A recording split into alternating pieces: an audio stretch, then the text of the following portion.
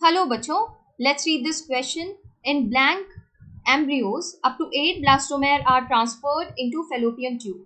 सबसे पहले क्या जाता है, जो मेल है उनसे स्पर्म को कलेक्ट किया जाएगा और जो फीमेल है, फीमेल डोनर, उनसे ओवा को कलेक्ट किया जाता है. ओके, ओवा कलेक्ट किया जाएगा और स्पर्म कलेक्ट किया जाएगा and are induced to form zygote. Induced to form zygote. अब ये जो जाइगोट है और early embryos with up to 8 blastomere could then be transferred into the fallopian tube. और जब fallopian tube में ट्रांसफर किया जाता है, fallopian ट्यूब में ट्रांसफर किया जाएगा, तब इस टेक्निक को हम क्या कहते हैं? ZIFT, zygote intrafallopian transfer. नाम ही बता रहे हैं जाइगोट का कहां पर ट्रांसफर हो रहा है? फेलोपियन ट्यूब में. ओके, तो ये बिल्कुल करेक्ट है. अप टू 8 ब्लास्टोमेर जब हम बात करते हैं, अप टू 8 ब्लास्टोमेर, तब हम क्या कहते हैं? इसको ट्रांसफर किया जाता है फेलोपियन ट्यूब में और हम इसे कहते हैं ZIFT. इन ZIFT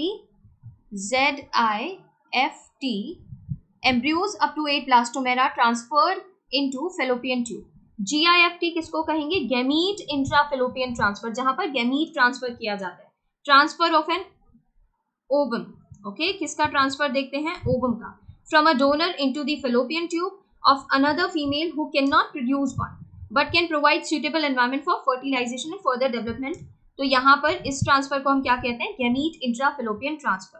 आर्टिफिशियल इंसेमिनेशन, जो इनफर्टिलिटी है, अगर वो इनफर्टिलिटी हो रही है लो स्पर्म काउंट की वजह से और मेल पार्टनर जो है वो इंसेमिनेट नहीं कर पा रहा है फीमेल को, तो उस कंडीशन में जो होता है ना, सीमेन या फिर हम कह सकते हैं स्पर्म जो होते हैं, उन्हें क्या किया जाएगा? आर्टिफिशियली ट्रांसफर किया जाता है, आर्टिफिशियली इंट्रोड्यूस किया जाता है फीमेल के वेजाइना में. तो हम इसे कह देते हैं आर्टिफिशियल इंसेमिनेशन. अगर यूट्रस में इंट्रोड्यूस कराया जाता है तो हम इसे कह देते हैं इंट्रा यूटेराइन इंसेमिनेशन. बट अभी आर्टिफिशियल इंसेमिनेशन की बात हो रही, तो इसमें सीमेन को और स्पर्म को ट्रांसफर किया जाता है, इंट्रोड्यूस कराया जाता है फीमेल वेजाइना.